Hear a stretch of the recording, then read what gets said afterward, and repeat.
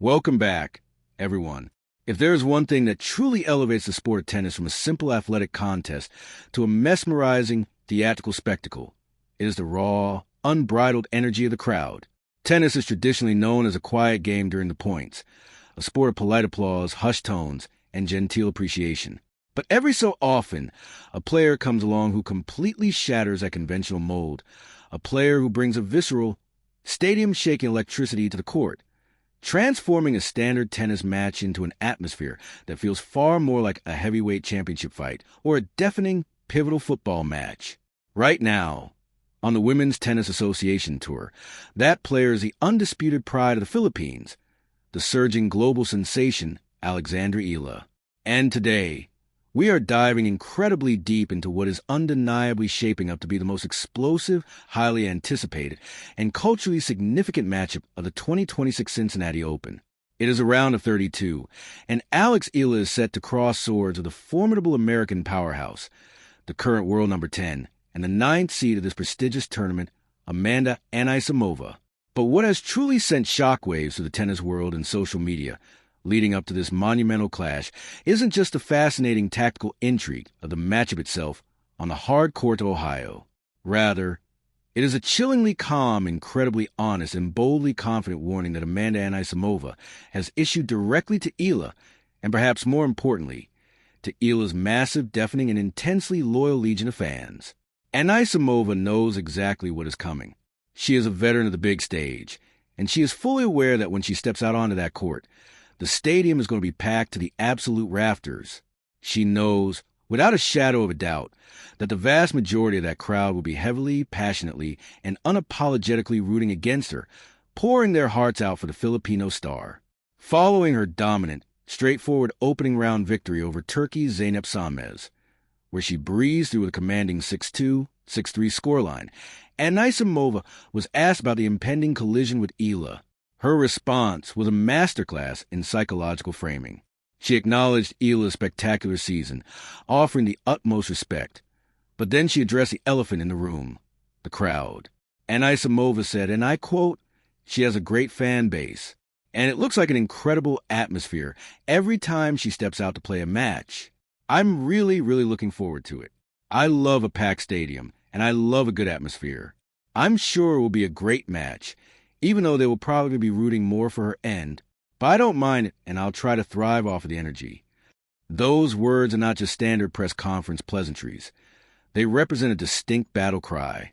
It takes a very specific, fiercely resilient type of competitor to look at a highly partisan, borderline hostile away game environment and decide that they are going to use that negative energy as fuel. Anisimova is actively choosing to embrace the role of the antagonist in this specific narrative, recognizing the immense storm that is about to hit her, and deciding to dance in the rain rather than seek shelter. For a player to publicly state that they intend to thrive off the energy of a crowd that desperately wants them to lose is a testament to immense mental fortitude and supreme self-belief.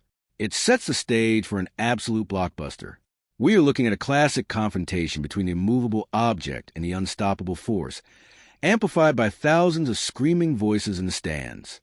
In this comprehensive deep dive, we are going to break down every single facet of this impending thriller. We will explore exactly why Alex Eala has commanded such a monumental following and how her 2026 season has solidified her as a genuine, top-tier threat on the world stage.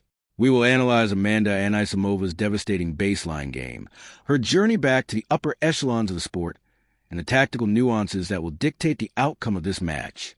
We will look at the psychological warfare of playing the villain in a packed house, how the lefty versus righty dynamic will play out on these fast Cincinnati hard courts, and what this critical encounter means for both women as they look ahead to the ultimate prize, the rapidly approaching United States Open. So, settle in, because this is going to be an exhaustive, analytical journey into one of the most compelling narratives the WTA Tour has to offer this year. To truly understand the magnitude of what is about to transpire in Cincinnati, we first have to contextualize the absolute phenomenon that is Alexandra Eala's 2026 season.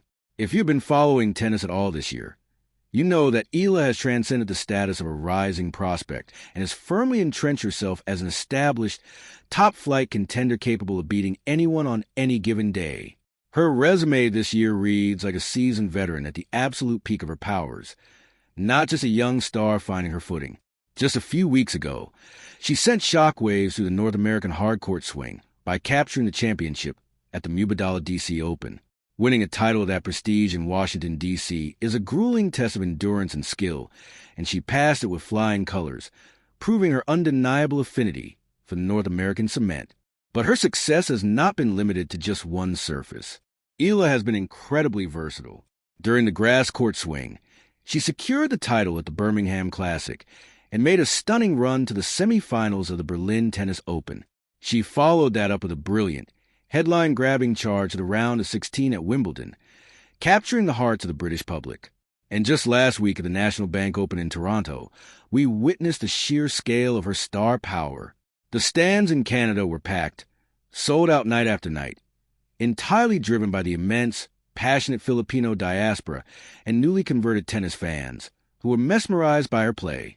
Commentators in Toronto noted that Eala's matches stopped feeling like regular tournament fixtures. They felt like major cultural events.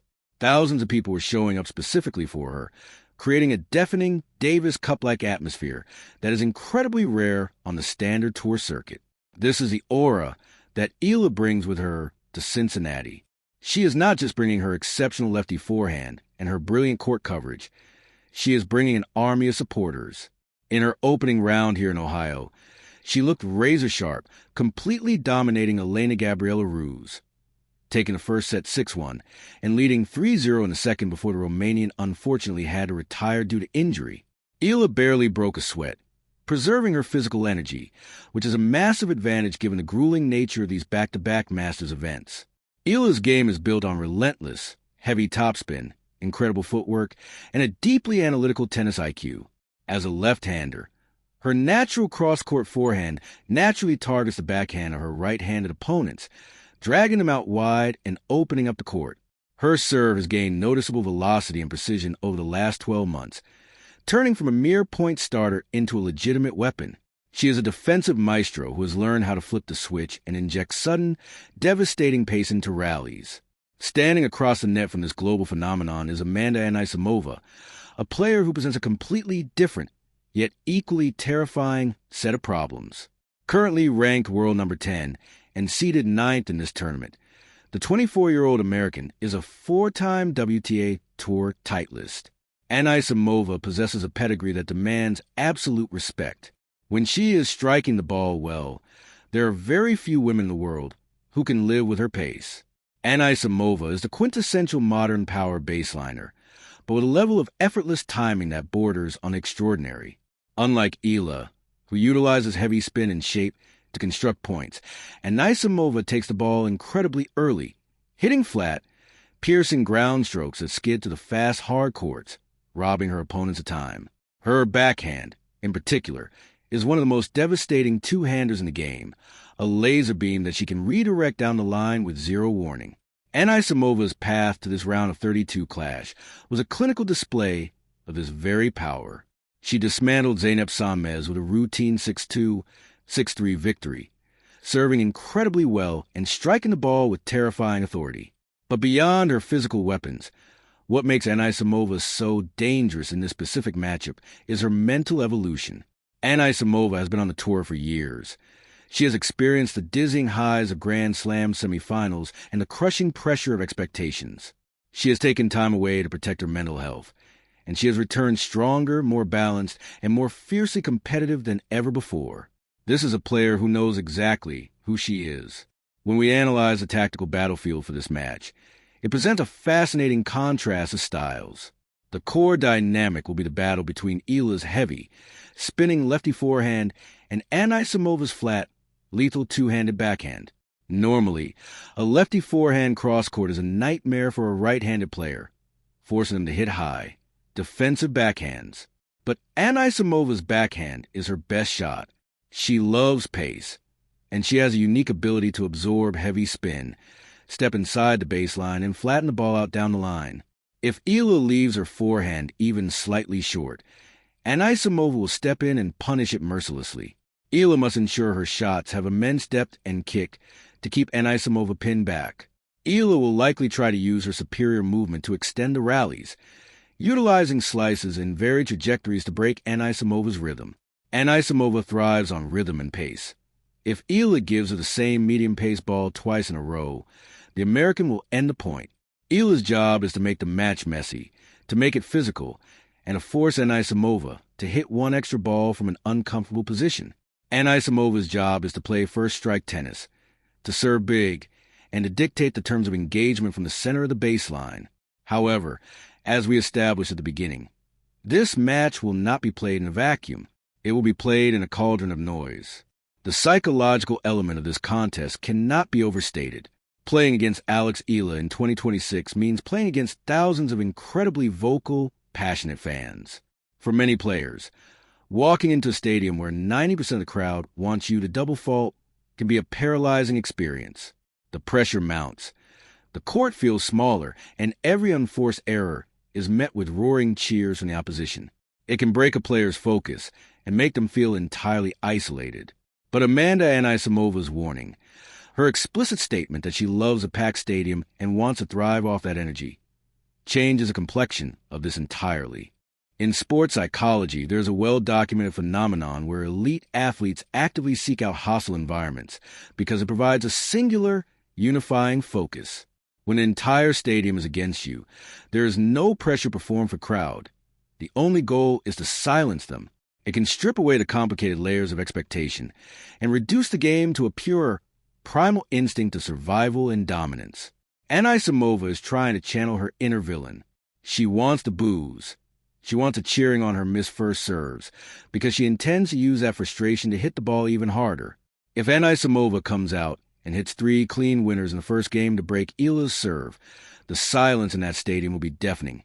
And for a player with Anisimova's mindset, that silence is the ultimate high. Conversely, for Eala, playing with his massive crowd support is a double-edged sword. Yes, the roar of the crowd can carry you through physical exhaustion. It can provide a surge of adrenaline when you are down a break point, but it also brings a crushing weight of expectation. Eala is profoundly aware of how much she means to the Filipino people. She knows that families are staying up to the early hours of the morning in Manila just to watch her play. She knows that the thousands of fans in the stadium have bought expensive tickets and traveled long distances solely for her. Managing that profound sense of responsibility while trying to execute high-level tennis tactics against a top 10 opponent is an incredibly difficult balancing act. Eala has to ensure that she does not get too amped up, that she doesn't override out a desire to give the crowd a spectacular winner, when a smart, high-percentage shot is what is required. She has to play the ball, not the occasion. The stakes for this match are incredibly high, not just for the prestige of advancing in a WTA 1000 event, but for the trajectory of the season. The winner of this clash is projected to face either the reigning Wimbledon champion, Linda Noskova, or the incredibly dangerous Clara Tauson in the round of 16. The draw is utterly unforgiving. Furthermore, this is Cincinnati. The courts here are notoriously fast, traditionally playing much quicker than the courts in Toronto or even the U.S. Open in New York. These lightning-fast conditions heavily favor a player like Anisimova, whose flat shots will skid off the surface, making Eala's defensive retrieval exponentially harder. But Eala has already proven she can win big titles on North American hard courts. This match is a massive litmus test for both women. Can Eala's brilliant problem-solving and heavy spin neutralize elite top 10 power in fast conditions? Can Anisimova maintain the mental discipline to execute her high-risk, high-reward game style while dealing with the relentless pressure of a partisan crowd? GMA Network. As we look toward the conclusion of this analysis, we have to step back and appreciate what this matchup represents for the sport of women's tennis as a whole. The fact that a round of 32 match at a Masters event is generating this level of global heat, this much narrative friction, is a testament to the incredible health and diversity of the WTA Tour in 2026. We are witnessing the beautiful collision of different cultures, different playing styles, and different mentalities. On one side, you have Alexandra Eala, a young woman who carries the sporting hopes of an entire, fiercely proud nation on her shoulders. She has transformed the demographics of tennis audiences, bringing thousands of new, passionate fans into the arenas, turning every tournament she enters into a vibrant festival of national pride. She represents a global expansion of tennis, proving that elite champions can emerge from anywhere, armed with relentless work ethic and supreme talent. Her journey this year, from her triumphant run in Washington to the packed houses in Canada, has been nothing short of cinematic. On the other side, you have Amanda Anisimova, a prodigy who's grown into a formidable, battle-hardened veteran. She represents the classic, devastating American power game, but tempered with a newfound mental resilience that has seen her fight her way back to the top 10 of the world rankings. Her decision to publicly welcome the hostility of the crowd, to look the storm dead in the eye and smile, shows a level of competitive maturity that is truly intimidating. She is not asking for crowds' love. She is demanding their respect through the sheer violence of her baseline game. When these two women step onto the court under the lights in Cincinnati, the atmosphere will be electric. Every point will feel incredibly heavy. Eala will try to weave her intricate, spinning webs, using her legs and her tactical genius to frustrate the American. Anisimova will try to blast through those defenses, hitting flat, unreturnable lasers to silence the roaring masses. It is a question of whether Eala's defensive magic and the energy of the crowd can force Anisimova into making unforced errors, or if Anisimova's sheer offensive firepower will render the crowd's noise completely irrelevant. For Eala, the challenge is internal as much as it is external. Can she harness the overwhelming love and expectation of her supporters without letting it tighten her swing? Can she remain analytical and composed in a stadium that is operating on pure emotion? For Anisimova, the challenge is sustaining her aggressive margins. It is easy to say you will thrive on negative energy before the match begins, but when the score is locked at 4-all in the third set and 10,000 people are screaming for you to miss a second serve, maintaining that icy composure is the ultimate test of a champion. This is what elite sports are all about. It is a clash of styles, the clash of wills, and the unpredictable, beautiful chaos that ensues when you throw a passionate crowd into the mix. We are guaranteed drama. We are guaranteed high-quality tennis. And we are guaranteed a match that will be talked about long after the final ball is struck.